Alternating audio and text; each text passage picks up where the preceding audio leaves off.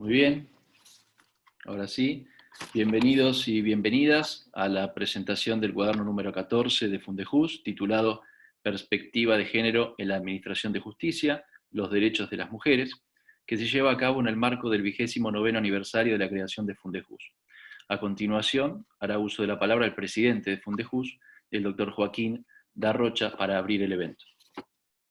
Bueno, en realidad se apuró un poco nuestro amigo Vidal. Yo pensaba estar así para recibirlos, no porque piense hablar, sino para recordarme y recordarnos que estamos con una pandemia y que tenemos que cuidarnos y cuidar a nuestros seres queridos y a todos los demás.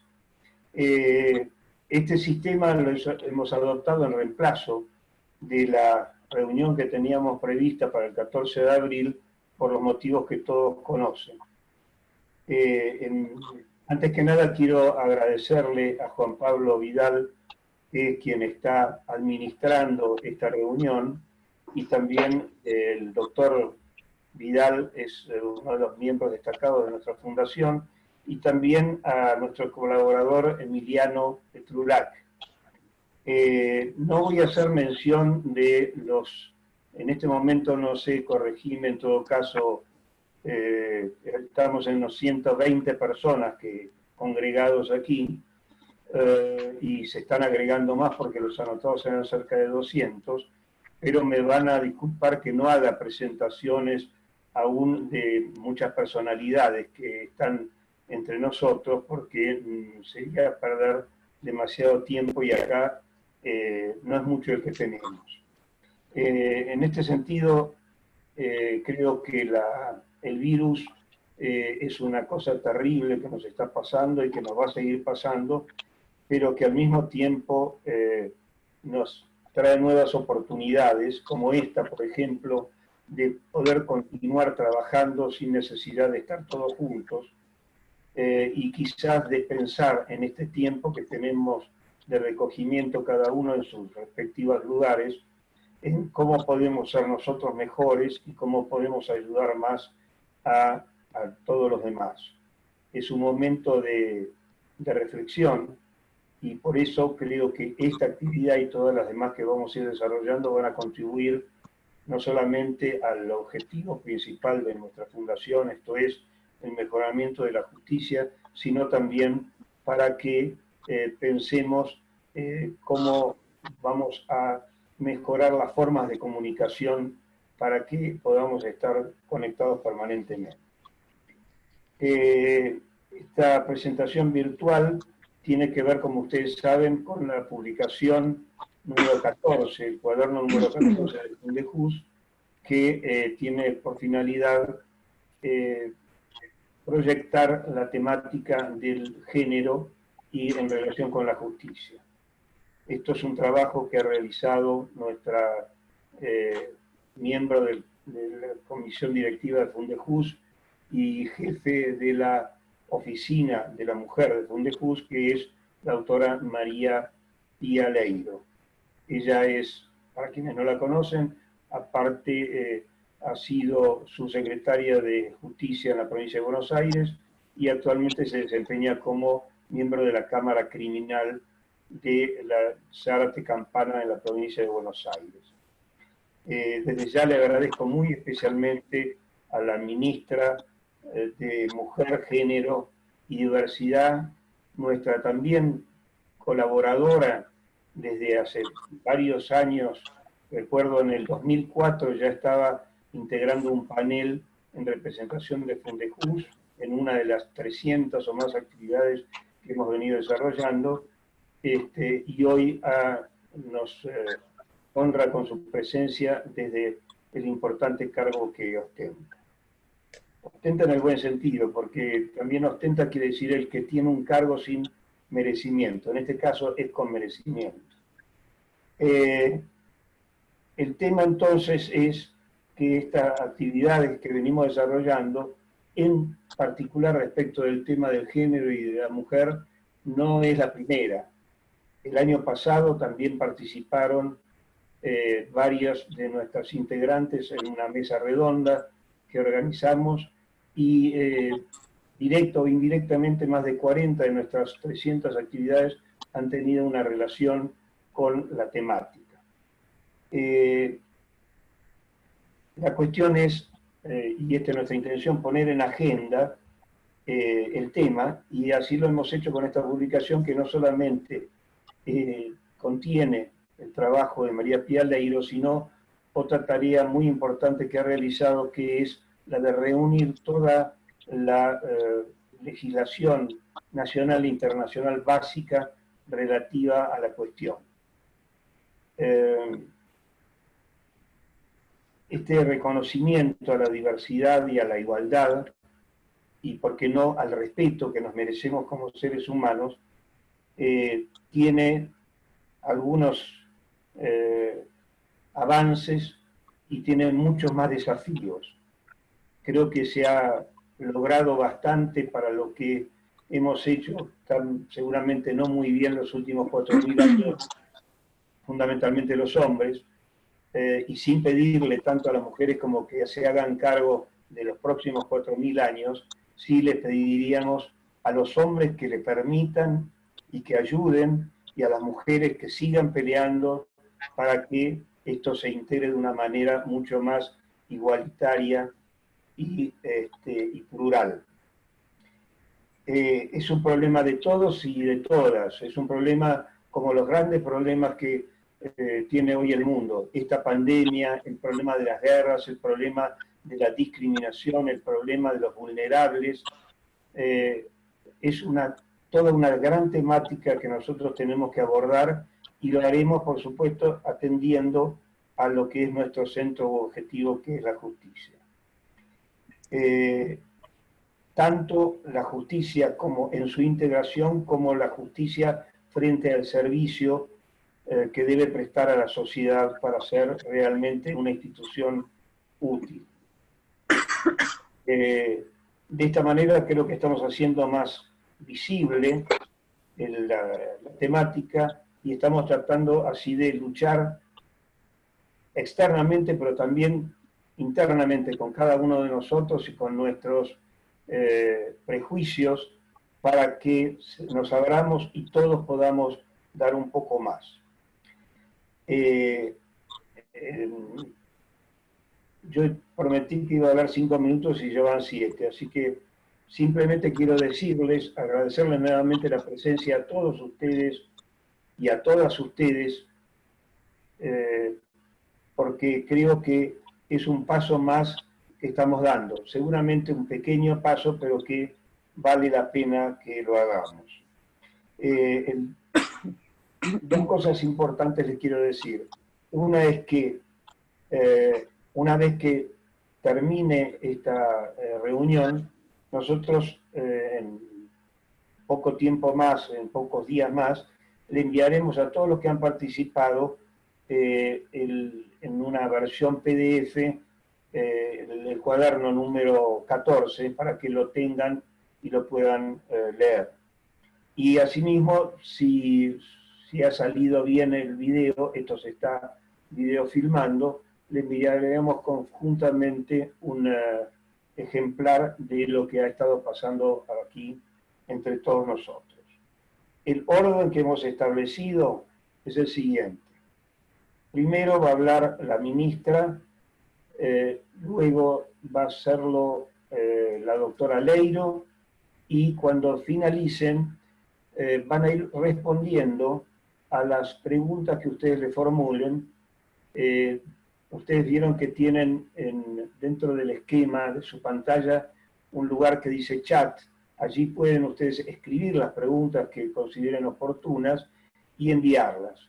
Las recibiremos, se las pasaremos, si vienen con indicación de a quién van dirigidas, se las haremos llegar a Elizabeth o a María Pía, y en caso que así no lo sea, Juan Pablo se encargará de distribuirlas según le parezca, según su criterio, y se van a ir respondiendo. Creo que de lo importante no me he olvidado de nada.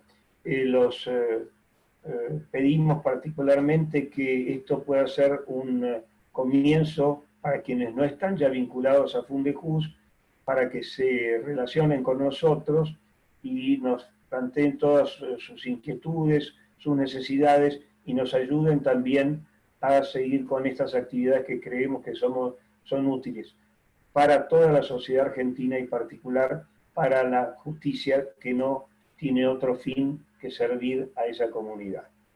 Gracias y le paso la palabra a Elizabeth Gómez Alcorta. Bueno, buenas tardes a todas, a todos. Agradecer la invitación, primero a Fundejus, que es un ámbito para mí muy, muy querido, a María Pía por aceptar que sea yo quien la acompañe en la presentación del cuaderno 14, que habla de una larga historia de la fundación, y al Chango, quien, para los que no saben, me une un gran lazo no solo afectivo, sino también profesional y laboral, es una de las personas con las que me he formado por suerte. El otro día, me voy a permitir, nunca cuento cosas, me acordaba que una de las primeras charlas que di fue una sobre violencia intrafamiliar en el Senado, que lo habían invitado al Chango como consejero de la Magistratura de la Nación, y él se le superponía con otra actividad, y me dijo, andá vos. Y yo le decía, ¿pero te parece, Chango? Yo era un poco chica, y él me dijo, claro, sí, tenés que ir vos. Así que me pareció que era una buena anécdota para contar en este marco, presentando este cuaderno, y en este momento también. Bueno, entiendo por lo que acaba de contar el Chango, que ustedes no tienen en su poder el material bibliográfico. Decirles que se trata de un rico trabajo de María Pía, que piensa y pone en un tema que para mí es absolutamente central, tanto por mi función como también por ser una trabajadora del derecho, como me considero, y además amo el derecho y soy docente en la Facultad de Derecho, así que pensar en perspectiva de género, la administración de justicia es uno de los desafíos de esta época. Y además entiendo que uno de los ámbitos en donde más nos cuesta poder trabajar sobre estructuras que son muy, muy férreas.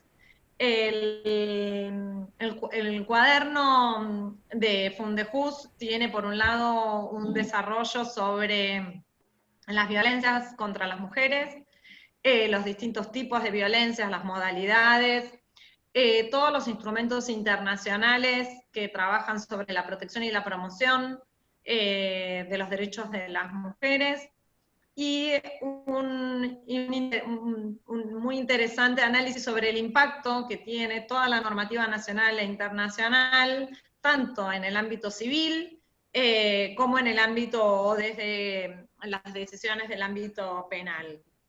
En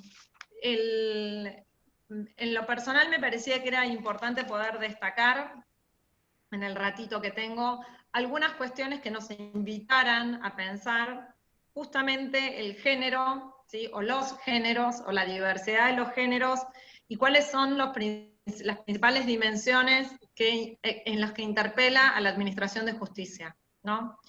Nosotros sabemos que las estructuras patriarcales dentro de la administración de justicia en nuestro país están vinculados no solamente a la ley, no solamente a las lógicas y a las prácticas que tiene el sistema de administración de justicia, sino que se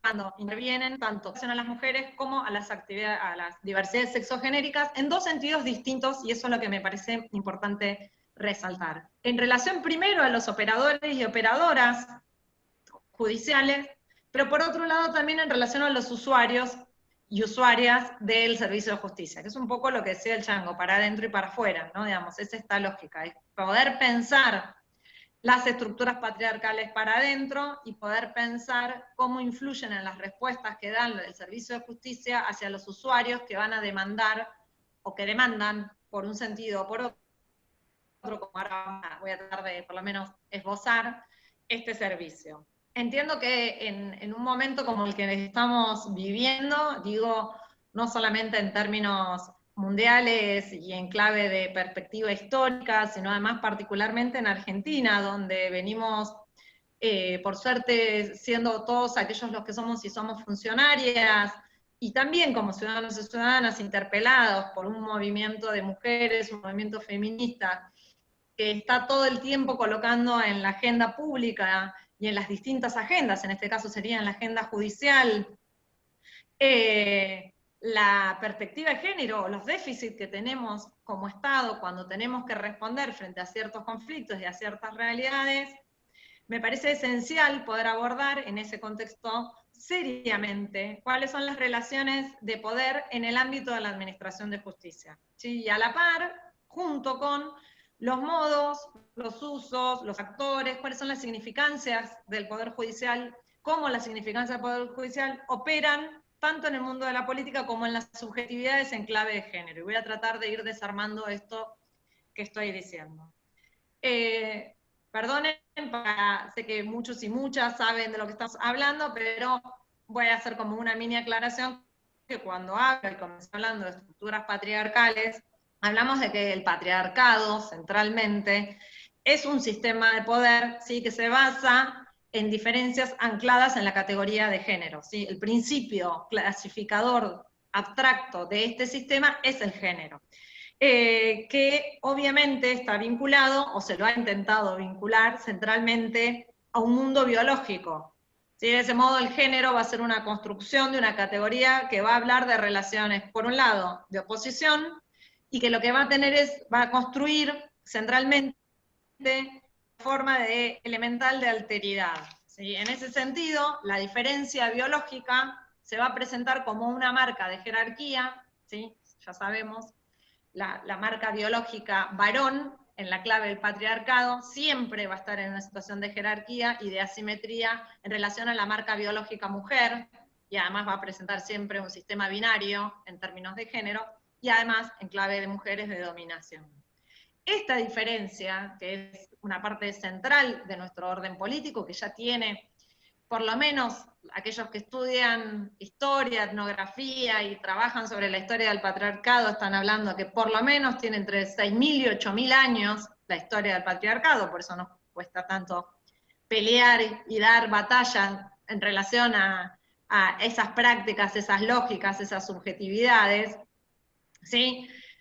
Siempre hay que pensar que estas lógicas anclaron en dos mundos, un mundo público y un mundo privado, entendiendo que el mundo público era el mundo masculino, centralmente, y el mundo privado y el mundo doméstico era el mundo de las mujeres. Y no hace tanto, no sé si estuvieron viendo que circuló estos días una publicidad que para mí es increíble en términos de la cercanía histórica, que es de una publicidad de Manteca, que es una mujer, si no la tienen después se las voy a pasar para que Fundescuela, es una mujer que está haciendo fideos a su marido y que se queda sin manteca y dice, le pongo margarina, no se va a dar cuenta, le pone margarina, le lleva el plato y dice, ay, a mi maridito le hago los fideos, y con manteca, como le gusta, el tipo prueba un tenedor de fideos y descubre que en realidad el sabor no era de manteca de margarina, y lo que hace, le revolea el plato en la cabeza a la mujer. Esa publicidad debe ser de la década del 60, en clave histórica nada, ¿sí? Digo, a esto me refiero cuando estoy pensando en lógicas y subjetividades, y eso era una publicidad que publicitaba justamente una manteca Sancor. Bien, estas categorías de las que estoy hablando son validadas socialmente, son validadas culturalmente, son validadas políticamente, ¿sí? Y son, de algún modo, son las que sirvieron para la organización no solo de nuestras representaciones sociales, sino también nuestro modelo de derecho y de justicia. Y acá es donde quiero llegar. Entonces, lo que nosotros es importantísimo que podamos partir cuando pensamos en perspectiva de género en la administración de justicia, es que el discurso jurídico y que las prácticas judiciales están ancladas sobre sistemas de representación vinculadas centralmente al patriarcado. todo el orden político y todo el orden social. Pero el sistema de administración de justicia, que por otro lado ustedes saben, es el único poder del Estado contramayoritario, se ha convertido a lo largo de muchos años, a medida que va pasando el tiempo, va sucediendo menos, en uno de los ámbitos más conservadores, ¿sí?, que existen dentro de los poderes del Estado. Entonces, esto es como un criterio general que nosotros tenemos que tener en cuenta, y sobre todo que nos tiene que poder permitir interrogarnos, preguntarnos, sobre cómo el sistema normativo, como las leyes, como las prácticas, como las lógicas, como los usos, retroalimentan centralmente la subjetividad sobre los roles de las mujeres y de las diversidades, incluso en las prácticas disciplinarias, sobre todo para todos aquellos que durante largo tiempo, como yo, me he dedicado al derecho penal. Hay 3 ámbitos que me parecen importantes en el cortito tiempo que me quedan, son 10 minutos más, disparar, como para preguntarnos. El primero es cómo nosotros podemos ver y trabajar la cantidad de obstáculos que el propio sistema judicial, el sistema cultural, hace para el acceso a los cargos jerárquicos a las mujeres, ni hablar a las diversidades sexuales, dentro de la administración de justicia. El segundo punto que me parece importante es la ausencia de perspectiva de género al momento de resolver los conflictos en los que debe intervenir, incluso negando el acceso, es decir, una cosa es obstáculo en términos de falta de perspectiva de género al momento de resolver, y un problema que a veces antecede, que es la imposibilidad de permitir el acceso a la justicia centralmente a las mujeres para algunas cuestiones, y a las diversidades sexuales. El tercer punto que me parece importante, como para dejar, que voy a hacer solamente un disparador, que a mí es el que más me apasiona, y en el que vengo trabajando hace un largo tiempo, es poder pensar el rol del sistema penal como una parte absolutamente esencial del control social, como reproductor, ¿sí?, de distribución asimétrica de poder, y cómo el poder, el sistema penal, asigna y perpetúa jerarquías entre varones y mujeres. Son 3 puntos que nos permiten pensar desde distintas, hay infinitos puntos más desde donde pensar la perspectiva de género en la administración de justicia. Yo tomo esta. En el primero, respecto a las desigualdades de oportunidades que tenemos las mujeres en el Poder Judicial, ya sabemos, esta desigualdad se asienta, como decía antes, en estas estructuras patriarcales, que genera no solamente violencia, que es uno de los temas, y que es uno de los temas que trabaja perfectamente María Pía, sino menos oportunidades para ocupar espacios de tomas de decisión en el ámbito político, cualquiera, ¿sí? La administración de justicia sabemos que es uno de los ámbitos políticos que tiene el Estado. Cuando nosotros vemos la participación de las mujeres en el ámbito judicial, vamos a ver que hay una desigualdad visible en los cargos jerárquicos, entendiendo a estos como funcionarios judiciales, sean jueces o juezas, fiscales, fiscalas, defensores o defensoras, ¿sí? Según un informe de la Oficina de la Mujer, que es de hace 1 año y medio, casi 2, así que puede haber variado, pero podemos suponer que los números no van a haber variado tanto, en el rango de máxima jerarquía, estamos hablando de jueces de la Corte, procuradores y defensores generales, el porcentaje de los cargos ocupados por las mujeres es del 28%. Cuando vamos a cargos de magistrados y magistradas, fiscales, fiscalas, el de las mujeres es del 44%. Y cuando vamos a funcionarias, es el 61%.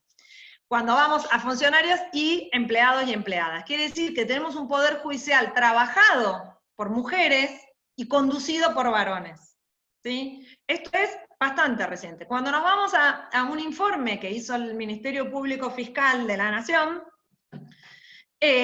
a partir de un estudio muy bueno que les recomiendo, que hace un análisis sobre las modificaciones o no que implicaron los concursos para el acceso a los cargos, ¿no? Digamos, si mejoró o no mejoró la existencia de concursos y de los consejos de las magistraturas, el acceso a los cargos en relación a las mujeres. Ya sabemos, y no me voy a dedicar a esto porque es otro tema y podemos dejarlo para otra, que nosotras usamos 3 veces más nuestro tiempo que los varones para lo que son los trabajos de cuidado. Que sí, que si nosotras usamos 6 horas promedio por día contra 2 de los varones para los trabajos de cuidado, tenemos 4 horas de diferencia diaria, de lunes a viernes son 20 horas, son 80 horas que las mujeres usamos mensuales, sin contar los fines de semana, para trabajos vinculados al cuidado de personas, compras, organización de la casa, gestión de la casa. Es cierto, cuanto mayor poder adquisitivo se reduce, cuanto menor se agranda. Si tuviésemos 80 horas semanales para trabajar más, para terminar más posgrados, para poder dedicarnos a la rosca política necesaria para acceder a los cargos judiciales, no hay ninguna duda que se invertiría bastante el orden de la distribución de cargos que hoy por hoy hay. Como les decía, un estudio del Ministerio Público Fiscal arroja exactamente las mismas conclusiones.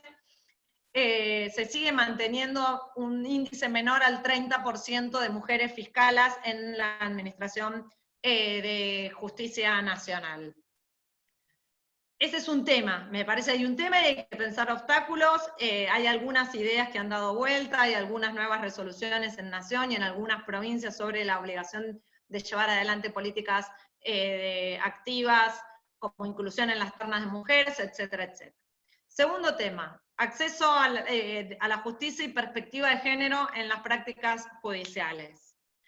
Entendemos que es casi uno de los temas centrales, ¿sí? En principio porque hay una obligación del Estado, no les voy a decir, pero les recomiendo este libro de Fundejus, en donde tienen toda la normativa que indica cuáles son las obligaciones estatales que tenemos para intervenir y para transversalizar la perspectiva de género en todos los ámbitos. Claramente el de justicia tiene además varias obligaciones específicas en las obligaciones internacionales.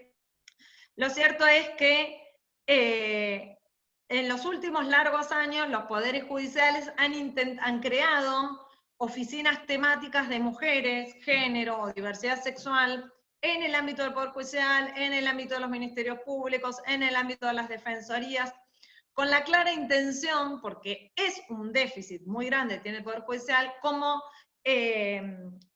transversalizar esta perspectiva de género. Y se ha intentado hacerlo de ese modo, pasan los años, de hecho muchas de estas oficinas temáticas en las provincias, en las distintas administraciones de justicia, han trabajado mucho en temas de capacitación.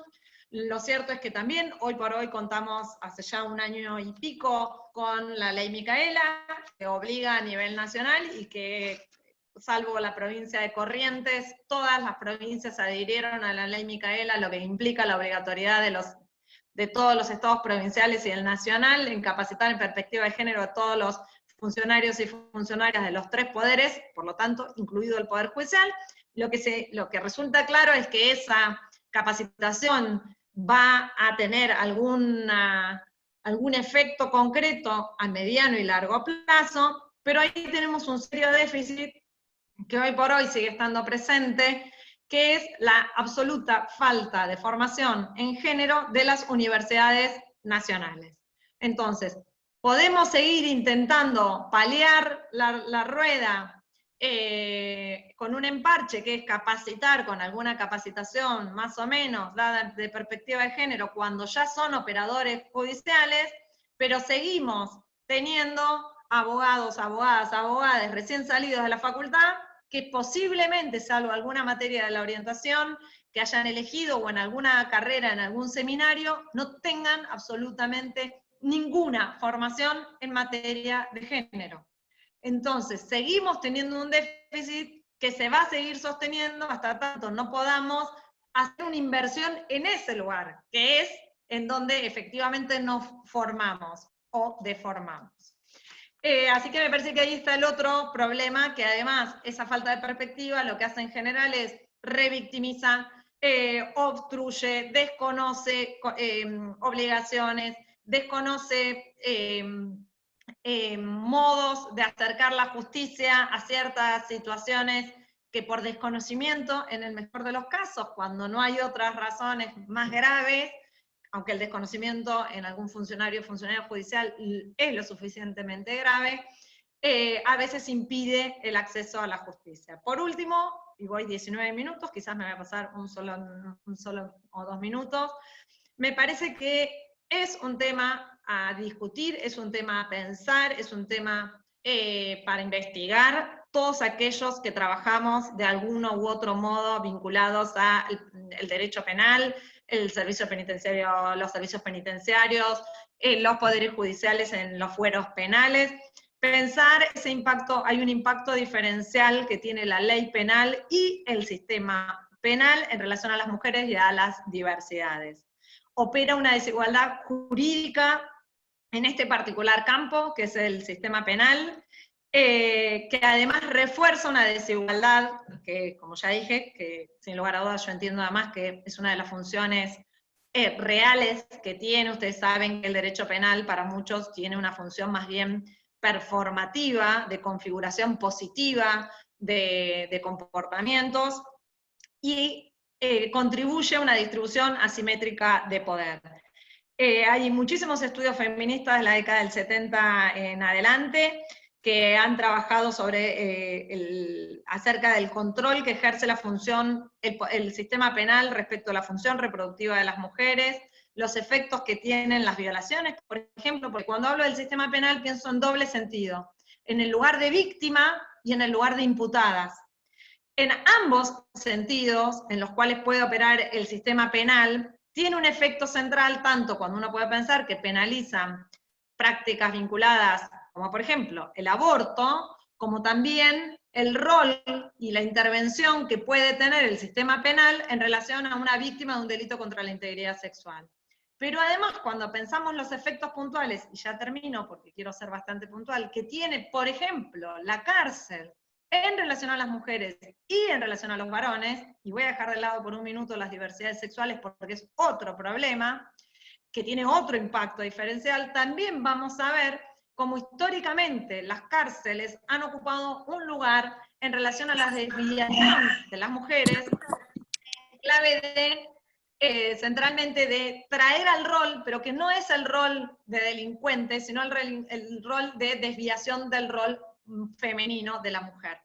Por eso las mujeres centralmente cuando van presas van a ver que van presas en ciertos delitos, no cometemos los mismos delitos, y esto toda la criminología desde Lombroso que escribió, fue el primer no solamente criminólogo, sino además quien pone la pieza basal porque trabaja sobre la prostitución como el delito, sobre la criminalidad femenina, y podríamos utilizar ni más ni menos la penalización y despenalización que ha sucedido a lo largo del tiempo respecto de la prostitución como un buen ejemplo del rol diferencial y del impacto que cumple el sistema penal en relación a las mujeres.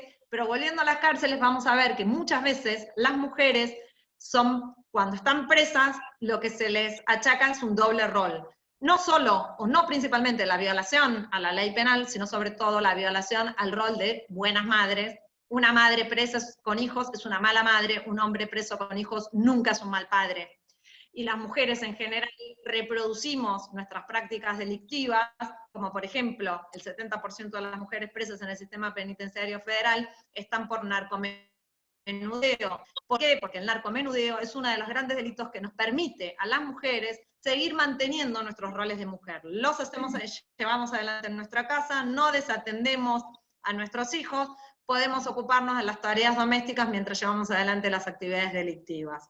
Entonces, me parece que el campo de la perspectiva de género en la administración de justicia nos abre un montón de interrogantes, todos esos para mí hermosos para pensarlos, para discutirlos, para ponerlos, y sobre todo para obligarnos a todos aquellos, yo ahora un poquito por un rato, por la función pública, pero nos obliga a pensar nuestras prácticas diarias, y poder repensar o pensar algunas variables sobre el impacto de lo que tienen nuestras prácticas, no las de otros o las de otras, sino las que cada uno de nosotros y nosotras llevamos adelante todos los días. Bueno, acá dejo 23 minutos, perdón, me pasé 3. Bueno, gracias Elizabeth. Le doy la palabra entonces a María Pía Leiro, no sin antes, me hiciste acordar a dos anécdotas. La primera tiene que ver con vos. Recuerdo que tuve el honor de entregarte el diploma cuando te recibiste. No porque yo lo mereciera, sino porque Lucila Larrandar, que era la que te lo iba a entregar, no pudo llegar, entonces yo la reemplacé dentro de lo posible. Y con relación, y además señalar que fuiste, y lo digo públicamente, de todos los asesores que tuve en los cargos públicos, evidentemente y lejos la mejor. Y de paso, ya que le doy la palabra a María Pía, también tengo que recordar que nos conocimos cuando ella recién se había recibido y colaboró conmigo durante bastante tiempo como ayudante en la Cátedra de Derecho Penal de la Facultad de la UBA, donde pudimos trabajar realmente muy bien. Así que también te agradezco esa actividad conjunta, María Pía. Tu palabra, por favor. Bueno, muchísimas gracias. Bueno, buenas tardes a todas y todos. Es difícil dejar de reconocer a Joaquín Darrocha, a nuestro amigo el Chango, por el espacio abierto dentro de la Fundación para abordar siempre la temática de género. Y por sobre todo quiero agradecer a nuestra ministra, a la doctora Gómez Alcorta, el haber participado de este encuentro y justamente de hacer esta presentación. Bueno, hoy es una obviedad, pero muchos de los puntos que ella ha hecho referencia es justamente sobre los que me voy a referir. Este cuaderno continúa lo que iniciáramos ya en el año 2011, una publicación previa de Fundejus que se titulaba Vulnerables, que fue editada a instancia de la doctora Carmen Argibay. En aquella compilación se tomaron como eje las 100 reglas de Brasilia sobre acceso de personas en condiciones de vulnerabilidad. Identificamos distintos grupos de personas que por esas características justamente las hacían más desprotegidas y enfrentaban un medio hostil y discriminatorio y violento. En esa oportunidad me ocupé justamente de estas personas a las que hizo en última referencia Eli hizo mención, que es a la situación de las mujeres privadas de su libertad, trabajadas con perspectivas de género. Esas mujeres que por esas circunstancias de estar presas eran abandonadas y discriminadas. Puse luz justamente en esa publicación cómo incide la impronta sociocultural del rol de estado justamente de cuidado y el estado maternal que se nos impone a las mujeres en el marco de las relaciones de familia, y que en el caso de las mujeres privadas de la libertad aparece justamente como incumplido. Sostuve en esa ocasión que ese quebrantamiento de la unión familiar, ese apartamiento del resguardo de los lazos que se dicen amorosos, que las aleja y en esta situación que se encuentran en prisión, justamente al poner en crisis el mandato de cuidado, es allí donde se advierten que persisten esos estereotipos discriminatorios con respecto a las funciones y las responsabilidades de la mujer y el hombre dentro y fuera de la familia en todo momento. Señalé también en esa oportunidad cómo por ese arraigo cultural la mujer presenta una mayor vulnerabilidad frente a la privación de la libertad. No me estoy viendo, por eso me es difícil seguir. Bueno, me imagino que el audio estará puesto. En esa oportunidad decía que concluí que la mujer es juzgada no solo por el hecho ilícito por el cual se encuentra prisionizada, sino por haber incumplido ese mandato social de cuidadora. Hoy retomo este tema vinculado estrechamente con aquel primer trabajo, pero este abarca cuestiones fundamentales de los derechos de las mujeres, la situación de las víctimas frente al servicio de justicia y particularmente la incidencia del enfoque de género en el abordaje de los casos como una condición para el efectivo acceso a la justicia en defensa de esos derechos vulnerados. Muchas mujeres sobre las que se ha ejercido violencia están expuestas justamente a situaciones que dificultan su tránsito al ingresar al ámbito de la justicia, y ello es lo que le impide obtener una pronta resolución a la situación que denuncia. Además se encuentran también con múltiples obstáculos que las propias instituciones estatales interponen, y estas mujeres que denuncian y van en búsqueda justamente de protección por parte del Estado y reclaman el reconocimiento de sus derechos, se encuentran en muchos de los casos nuevamente violentadas por las propias instituciones. Por eso, a partir de este trabajo, este ensayo que realicé, me parece necesario iluminar y hacer patente estas situaciones e introducir la perspectiva de género que ayude a las y los profesionales de la justicia en el momento de enfrentarse a cada una de estas problemáticas. conscientes de la ruta crítica que atraviesan justamente las mujeres en una situación de violencia, debemos detectar los obstáculos y trazar aquellas estrategias que permitan modificar las prácticas y en este sentido poder remover aquellas que se presentan como obstáculos en el ámbito de la justicia y que hacen y dificultan que se hagan efectivos esos derechos. Partí de trabajar sobre la necesidad de modificar las prácticas. Estas prácticas, como dijo la ministra, se encuentran atravesadas decididamente por lo cultural. Esas cuestiones inciden al momento no solo de abordar, asesorar, requerir, decidir un caso en concreto, en todos los roles o cada uno de los roles que los operadores de la justicia cumplen, se ven obstruidos por ciertas prácticas atravesadas por lo cultural. De ahí es necesario profundizar y no solo poder tener un cabal conocimiento del bloque normativo y los instrumentos internacionales que abarcan esta temática, sino que es necesario remover y que se vean reflejadas en definitiva esos instrumentos en nuestras prácticas cotidianas. Como dijo también la ministra, el patriarcado no ha tenido en cuenta las necesidades, la experiencia, ni mucho menos los derechos de las mujeres, y eso ha derivado justamente en esta cuestión de subordinación en las relaciones de poder, en la invisibilización de las mujeres y consecuentemente en lo que es la violación de los derechos humanos. A partir de ello y tomando cabal conciencia, decimos que es necesario analizar con seriedad cómo impacta esta cuestión cultural en las relaciones sociales y en particular en las decisiones judiciales. Y en este trabajo de desandar debemos reconocer justamente aquellos estereotipos que son los que nos atraviesan, son los que nos determinan y poder derribar estos prejuicios que limitan a la mujer en los roles que naturalmente algunos entiendan que debemos desarrollar las mujeres y reivindicando el derecho a las mujeres a expresarnos con libertad y en igualdad con los varones. En esta idea es necesario tener en cuenta justamente el fenómeno social para comprender cuál es la situación en la que se encuentran las mujeres, porque si no se analiza desde una perspectiva de género, los operadores de la justicia volvemos a caer en esta falacia de creer que administramos debidamente justicia por ajustarnos a la normativa legal.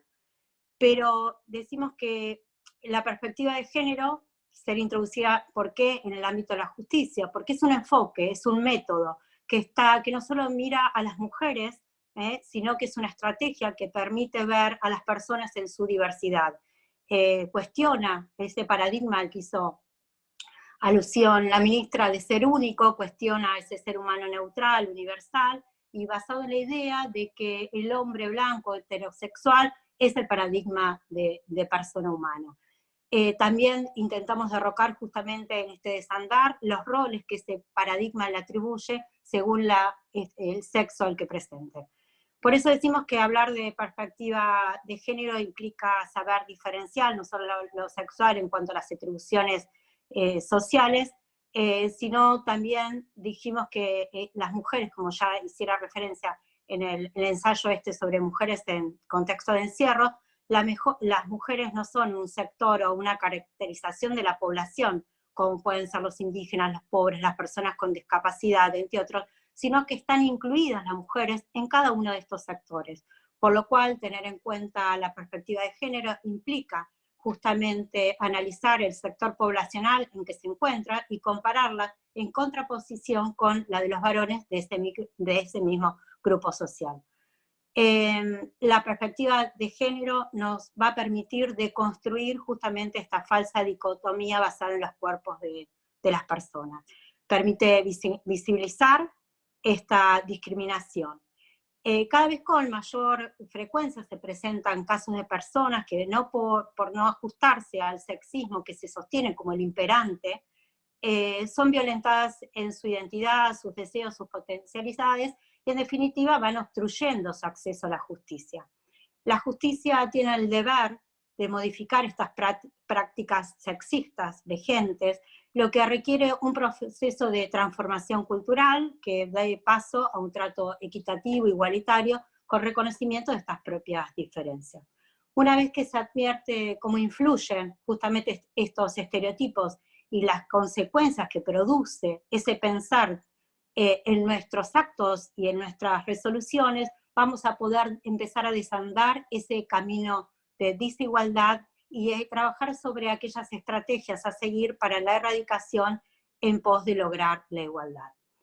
Dentro de este mismo esquema de pensamiento, se ha considerado erróneamente que la violencia familiar, esto lo hemos escuchado en noticias esta última semana, al producirse en un ámbito privado, es un problema que afecta a un sector específico, del que no se sienten parte los demás y en el que no hay que intervenir, mientras que esa violencia sea privada y no abarque la violencia callejera, se considera que no es un problema de la sociedad.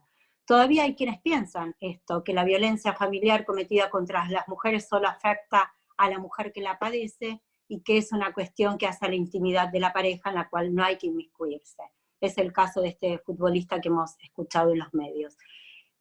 Cuando el Poder Judicial, que debe administrar justicia, no logra visibilizar la gravedad de estos hechos cometidos contra las mujeres, en particular estos hechos de violencia doméstica o sexual, sea por cualquiera de los múltiples factores que hemos señalado, se fortalece la idea de que tales hechos son poco relevantes o se culpa de la ocurrencia a las víctimas, dando lugar a la impunidad y consecuentemente a la falta de credibilidad en las instituciones. Las víctimas nuevamente vuelven a ser violentadas e invisibilizadas en la mayoría de los casos frente a estas posturas. Por otro lado, decimos que la labor jurisdiccional juega un importante papel en hacer realidad estos derechos al que se proclaman, derechos por la igualdad, para lo cual es necesario evitar que en ese proceso de interpretación y aplicación del derecho se interpongan estos prejuicios de cómo deben ser y comportarse las personas por corresponder a uno u otro sexo biológicamente asignado o determinado u orientación sexual. Por ello, si incorporamos la perspectiva de género en la administración de justicia, la vamos a utilizar como un mecanismo para erradicar esas desigualdades que afectan el pleno ejercicio de los derechos de las mujeres. Poco sirve hablar sobre mejorar el acceso a la justicia si la justicia que se imparte no es imparcial, por no poder visibilizar justamente la violación a los derechos de las mujeres. Detectar acciones discriminatorias es otro de los puntos sobre los que debemos trabajar. Mucho se ha dicho sobre los imperativos legales, ¿sí?, que hacen a derrocar la discriminación como un soporte y sustento de la desigualdad. La herramienta para modificar estas prácticas, una de ellas es la capacitación, como ha dicho la ministra, y la inclusión de la perspectiva de género así se traduce en el ámbito académico como un mecanismo de formación en la materia. Mecanismo que hoy es verdad que no existe en las universidades, por los cuales los profesionales y las profesionales del derecho egresamos de una universidad sin haber tratado materia alguna vinculada a las cuestiones de género. Todos sabemos a esta altura que esta obligación surge de instrumentos internacionales, vale decir en particular la Convención de Belén do Pará y CEDAW, instrumentos internacionales que están vigentes y son obligatorios para nuestro Estado hace muchísimos años, han sido incorporados a nivel constitucional la CEDAW y Belén do Pará a nuestro derecho interno, y sin perjuicio de ello, la capacitación tampoco se venía dando en ninguno de los niveles. Tanto Belén como CEDAW, dije, tienen expresas disposiciones vinculadas a la capacitación de la administración, de quienes operan en la administración de justicia en temática de género. También la recomendación 19 de la CEDAW, que es como comité de seguimiento, también señala la necesidad de capacitar, entre otros, a los funcionarios judiciales. Finalmente, a través de la sanción de la ley más conocida como Micaela, el año pasado, en diciembre de 2018 creo que fue la sanción, esa obligatoriedad de capacitar en género y violencia contra las mujeres se extiende a todas las personas que trabajan en la función pública, cualquiera sea su nivel y jerarquía, deben estar capacitadas. En este camino, por erradicar la discriminación, hay que detenerse también en el discurso, tema sobre el cual hizo referencia la ministra. El discurso no es una forma de hablar sobre un tema, sino que se trasluce la forma en cómo se piensa y cómo se actúa sobre ese tema. Mientras mantengamos un discurso patriarcal, las mujeres seguirán siendo excluidas, subordinadas a los intereses de los varones, y aun cuando la ley sea protectora de esos derechos. Así es fundamental introducir esta perspectiva de género en el análisis jurídico, ya sea por medio de ello poder combatir justamente estos discursos o argumentos estereotipados o indiferentes a la igualdad. También es necesario que en la labor jurisdiccional, tanto al interpretar como al aplicar el derecho, no se interpongan estos prejuicios de cómo deben ser o desarrollarse o comportarse las personas según el sexo o género o preferencia sexual. Ahora bien, como vengo diciendo, debemos ajustarnos a los instrumentos internacionales, lo cual nos obliga justamente a velar por los efectos de las disposiciones contenidas en estos, y que no se vean contrariados por la aplicación y la interpretación de estas normas, y que al aplicarlas sean opuestas a su objetivo y su fin. De ahí que la magistratura tengamos la obligación y el deber de llevar a cabo el control de convencionalidad entre las normas internas y los instrumentos internacionales, debiendo tener en cuenta no solo esto, sino también la interpretación de que esto se haya hecho la Corte Interamericana de Derechos Humanos. En consecuencia, decimos que quienes juzgan deben cumplir con su obligación constitucional y convencional de promover, respetar, proteger y garantizar justamente bajo los principios de universalidad, interdependencia, indivisibilidad y progresividad, el derecho a la igualdad y a la no discriminación, que están consagrados desde nuestra Constitución Nacional y todos los instrumentos incorporados a ella. Por eso decimos, me gusta leer directamente la frase que dice que la violencia contra las mujeres y las niñas es una calamidad mundial que sigue provocando muertes, torturas y mutilaciones a nivel físico, psíquico, sexual y económico. Representa una de las violaciones a los derechos humanos más difundidas, que niega a las mujeres y niñas la igualdad, la seguridad, la dignidad, la autoestima y el derecho a gozar de las libertades fundamentales.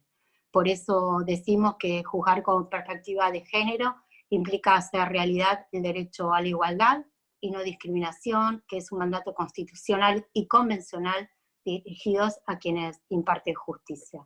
Así que quiero agradecer respecto a la publicación realizada del cuaderno Fundejuz, a quien hizo las correcciones del texto, a la profesora Mariana Fusito, quien se ha tomado el trabajo de ir delineando en este texto para hacerlo un texto ameno que pueda servir para el trabajo cotidiano de todos aquellos quienes nos desarrollamos en el ámbito de la justicia, como también a los interesados en el derecho.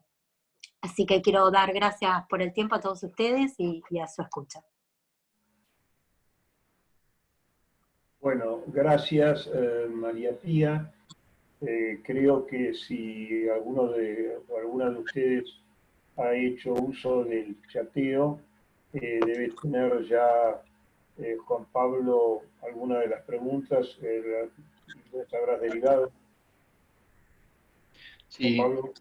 Hasta ahora ahí está llegando alguna pregunta, recién ahora sí, respecto al debido control de la defensa, más allá de los principios en cuanto al procedimiento de violencia de género. Esa es una de las preguntas de uno de los asistentes. ¿Por qué no la formulás?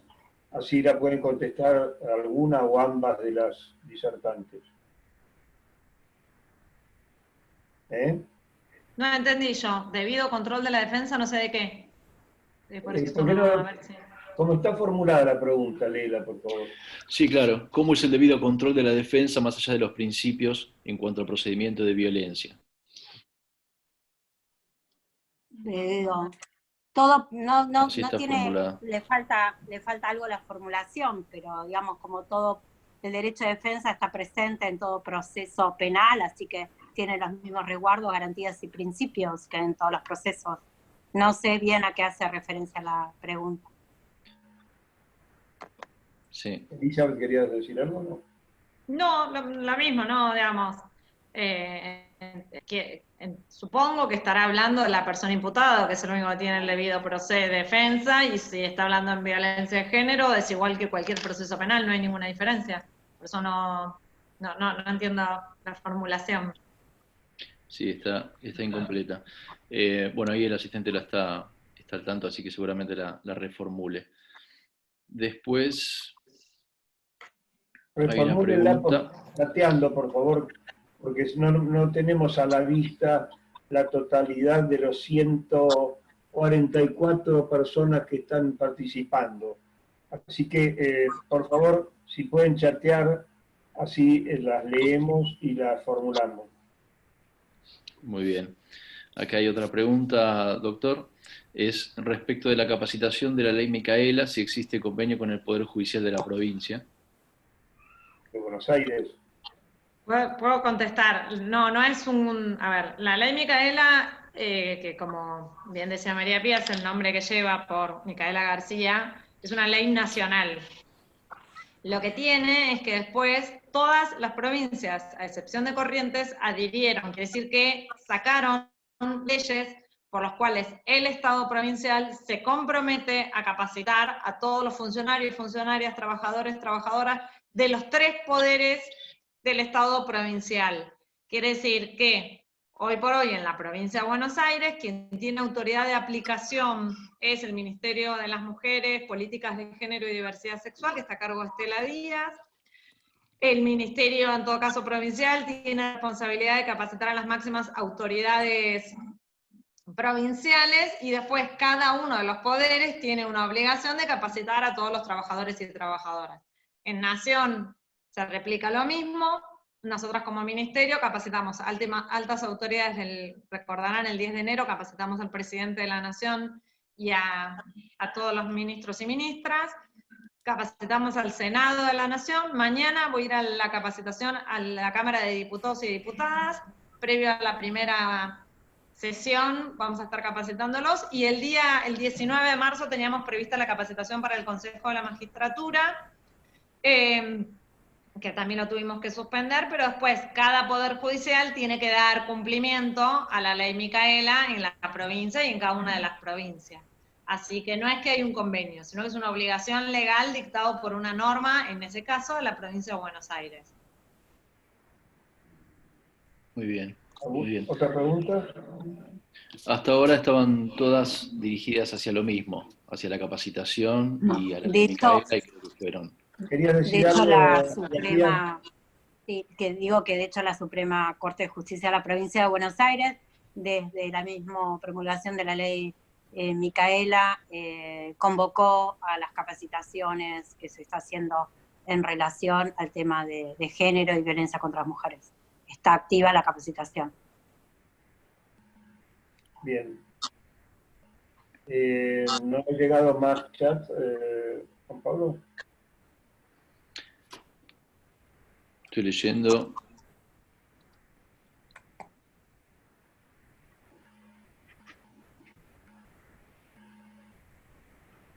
Aprovecho para decir, María Pía, que en esa publicación de Fundejuz, Vulnerables, donde vos contaste que habías escrito, yo también escribí sobre pueblos indígenas. Así que compartimos también publicación de Fundejuz hace muchos años atrás.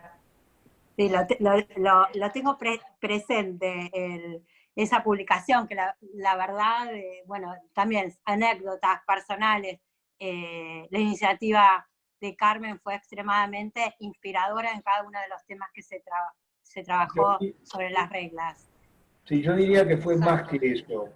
Hay que recordar que Carmen Argibay fue secretaria de nuestra fundación, luego de haber sido presidente de la Asociación de Mujeres Juezas, que además tuvieron su local cuando todavía no podían tener uno propio, en nuestra propia fundación, y que la razón de esa publicación de Vulnerable fue que Carmen Argibay había recibido un premio con otras 2 personas más, un premio internacional que estaba dotado de un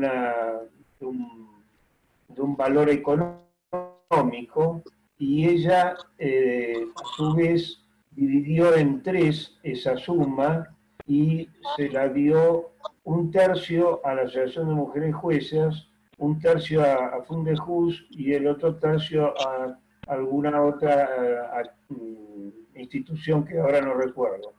Y que dijimos, vamos a aprovechar esto para hacer un trabajo que tenga que ver con lo nuestro, con el objetivo de la fundación y con el objetivo también fundamental que tuvo ella en toda su vida, que fue la defensa de la igualdad de la mujer y de la diversidad. Y con ese dinero se aplicó totalmente a la publicación en la que participaron, como bien dijeron recién, tanto Elizabeth como María Pía, como también tenía un primer trabajo de Carmen. Te escucho, Juan Pablo. Hay 2 preguntas más en líneas generales conforme a las varias preguntas que fueron llegando. Una es en cuanto a la actuación, una óptica de las expositoras en cuanto a la actuación de la justicia, en cuanto a la violencia doméstica en el marco de la cuarentena que estamos pasando y las resoluciones dictadas por la Corte. Y la otra pregunta, digamos, unificada, es cuál sería la mejor vía para erradicar los estereotipos de género en el marco de la Administración de Justicia, y en concreto en la justicia penal. Pequeña pregunta. María Pía, ¿querés contestar vos o querés que...? Mira, respecto de la cuarentena, digamos, yo sé que desde el Ministerio ustedes están trabajando muchísimo, están difundiendo y están hablando respecto al incremento de las situaciones, y creo que sos óptima como para dar una mayor respuesta respecto a las políticas de género. He estado viendo que ustedes también desde el Ministerio están manteniendo permanente conferencias sobre esto de cómo influye el COVID al momento de la cuarentena y cómo influyen las cuestiones de cuidado, también cómo están siendo revalorizadas esas cuestiones de cuidado. Sí, creo que la pregunta es igual la actuación de la justicia, porque, sí. Pero una cosa que yo cada vez que puedo decirlo lo digo, es no asociemos, hay un mal uso de la palabra justicia asociándolo al Poder Judicial. Claro. Y con perdón de todos y todas aquellos que formen parte del Poder Judicial, dista mucho el Poder Judicial y la Administración de Justicia de ser la justicia. Entonces ¿cuál es la actuación del Poder Judicial? ¿Cuál es la actuación de la Administración de Justicia en la violencia de género, en la violencia doméstica? Es lo que preguntaron. Yo solamente puedo decir, digo, no sobre las políticas, sino es que... Bueno. Esa era la pregunta, pero igual voy a decir una sola cosa. En principio, para no hablar solamente de la provincia de Buenos Aires, según los datos que nosotros venimos relevando con el Consejo Federal del Ministerio de las Mujeres, Géneros y Diversidad, han bajado muchísimo las denuncias por violencia de género. Centralmente por las imposibilidades que implica la movilización hacia algún lugar en el marco del aislamiento, y la provincia de Buenos Aires fue una de las primeras provincias que adecuó o intentó empezar a adecuar o dar herramientas para la posibilidad de hacer denuncias de manera virtual. Lo cierto es que no todas las provincias lo hicieron en el mismo tiempo, y además implica un ayornamiento de la gente y conocimiento sobre esas nuevas herramientas. En general, las denuncias judiciales bajaron muchísimo. Lo que nosotros decimos que aumentó por lo menos en un 40%, de un modo sostenido, es las consultas por violencia de género en la línea 144 y en todas las líneas provinciales y municipales que existen. En ese sentido, creo que las primeras semanas resultó más difícil poder acceder, es decir, que la Administración de Justicia pudiera intervenir en los casos de violencia doméstica. Después, en la provincia de Buenos Aires, en todo caso lo puede contar María Pía, pero muchas provincias, por lo menos hoy hay como 10, que establecieron mecanismos de interposición de denuncias y de intervención para poder ordenar medidas de exclusión o medidas cautelares de manera virtual, y con distintos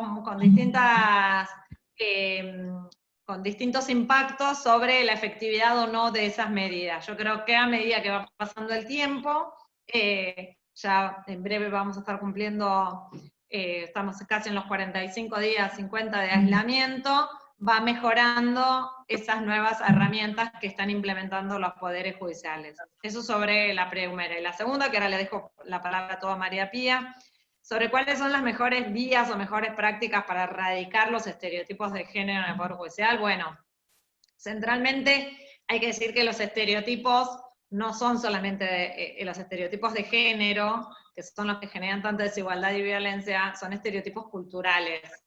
Entonces es muy difícil suponer que se van a poder erradicar estereotipos de género exclusivamente en un ámbito de la cultura, y no cuando no sé, digamos, es algo que es mucho más difuso y digamos, tiene mucho más intersticios sociales y culturales. Hay que pensar que en general los estereotipos de género los vamos a poder cada vez más ir transformando gracias a algunas herramientas que son las herramientas más universales, por ejemplo la ESI, por ejemplo la Ley Micaela, no pensándolo como alguna medida focalizada en particular, sino uno tiene que pensar que para erradicar suena como mucho, pero es hacia donde debemos que tender, para pensar en modificar estereotipos, es decir, estereotipos culturales que tienen por lo menos, como dije al principio, 8.000 años, se requieren efectivamente políticas de Estado estables, permanentes y universales.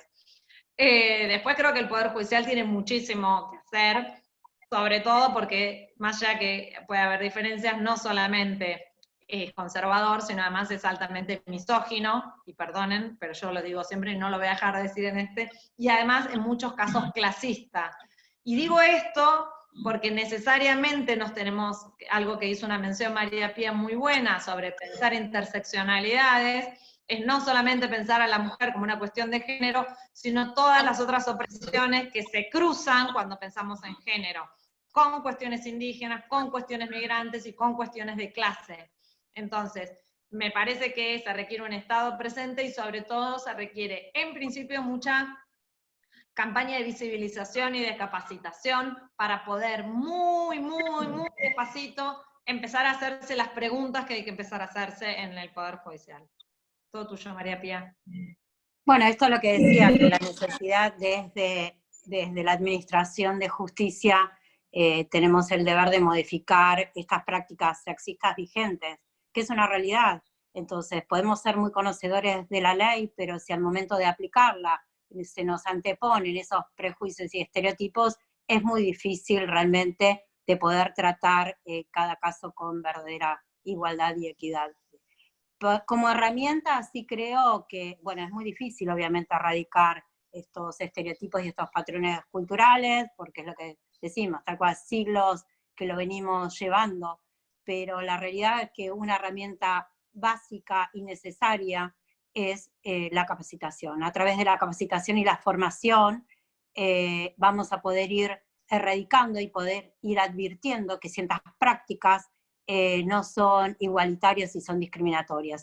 Esto que hoy decía, por ejemplo, lo pongo en otro ámbito, de la publicidad, de esta publicidad yo también la vi, la de la manteca o la margarina, de los años 60, hoy a nadie se le ocurría, a ningún publicista, sostener una publicidad de esa índole. Entonces, evidentemente, yo al menos estoy convencida que se puede ir erradicando, hay que trabajarlo, hay que ser muy duros con aquellos que anteponen esos prejuicios y estereotipos, porque quienes intentan acceder a justicia, sea en el rol que sea, víctimas, imputados y demás, porque hay muchísimas mujeres que son imputadas y se aplica en forma inversa esta situación de estereotipada hacia ellas por violentar estos roles que hablamos de cuidado, necesitamos erradicarlos, y se puede erradicar. Yo creo que la formación y la capacitación hoy es la herramienta con la que contamos, que tenemos a mano y que debemos utilizarla. Ahí me mandaron una pregunta por privada. ¿Qué acciones tenemos previstas para incorporarlos a los programas de las universidades nacionales? El tema que estamos abordando, entiendo, es el contenido de género en todas las en todas las carreras de grado. Bueno, decirles que primero hay un tema, es que las universidades tienen autonomía, entonces no es que podemos modificarlo, no es que el gobierno nacional tiene competencia para poder modificar los programas. Entonces, esto es lo primero, digamos, no hay algo que podamos hacer en términos coactivos. Les diría que desde la primera semana, siendo literal, la primera semana de enero nos juntamos con el ministro de Educación, con Nicolás Trota, y uno de los temas de agenda que salió es y es pensar cómo promover con los consejos académicos y de cada una de las universidades la necesidad de la incorporación del contenido de género. Y por otro lado, estamos desde el Ministerio trabajando con la RUGE, que es la Red Universitaria de Género. Es una red en la que intervienen, participan profesoras, docentes de casi todas las universidades nacionales, con las que ellas sí estamos trabajando, porque ellas vienen llevando adelante un trabajo muy interesante para lograr el mismo objetivo que estamos buscando nosotros, y muchos y muchas, de incluir los contenidos de género en todas las carreras. No solamente, porque no hay que pensar que es un tema de derecho, hay que pensar absolutamente todas las carreras deberían tener contenido de género. Juan Pablo. Juan Pablo,